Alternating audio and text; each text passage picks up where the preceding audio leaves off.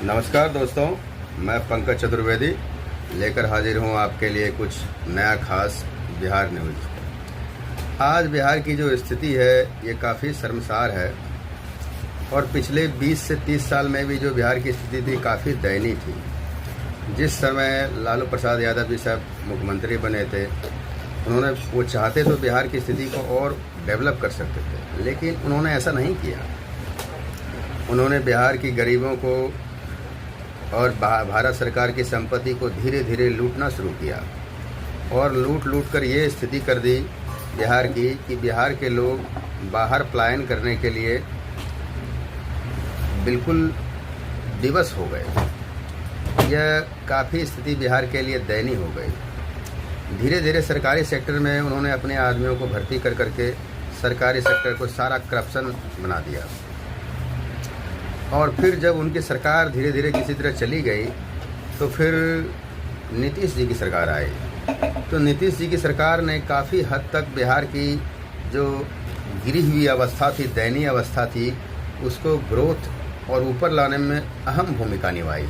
यह बिहार के लिए, यह पूरे भारतवर्ष के लिए एक कहें तो बिहार के लिए एक क्रांति सी थी। चाहे वो रोड के मामले में हो, बिजली के मामले में हो, या नौकरी के मामले में हो। नौकरी के मामले में थोड़े कमज़ोर दिखे नीतीश जी, लेकिन जहाँ तक डेवलपमेंट के मामले में देखा जाए तो रोड, बिजली, पानी, ये सब की सुविधाओं में उन्होंने बहुत महत्वपूर्ण भूमिका निभाई, जिससे बिहार के लोगों में एक नई ऊर्जा का संचार होता दिख रहा था और ये ऊर्जा काफ़ी हद तक काम आ रहा है।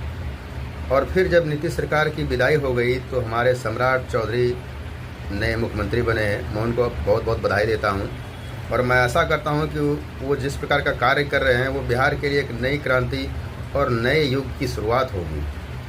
अगर समाज ने और राज्य ने के लोगों ने उनका साथ दिया तो मैं आशा करता हूं कि बिहार की स्थिति काफ़ी हद तक सुधर सकती है।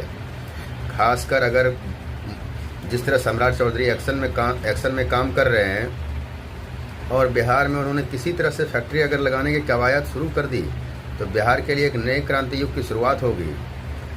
और मैं ये बताना चाहता हूँ कि सम्राट चौधरी जिस तरह काम कर रहे हैं, बिहार में अभी भी जितने पुराने स्टाफ हैं, चाहे वो सरकारी सेक्टर हो, चाहे वो पुलिस वाले हो, या फिर ज़मीनी मामला हो, या और तरह के जितने सरकारी सेक्टर हैं, सब में करप्शन इस तरह कूट कर भरा हुआ है कि उसको जड़ से निकालना इतना आसान नहीं होगा।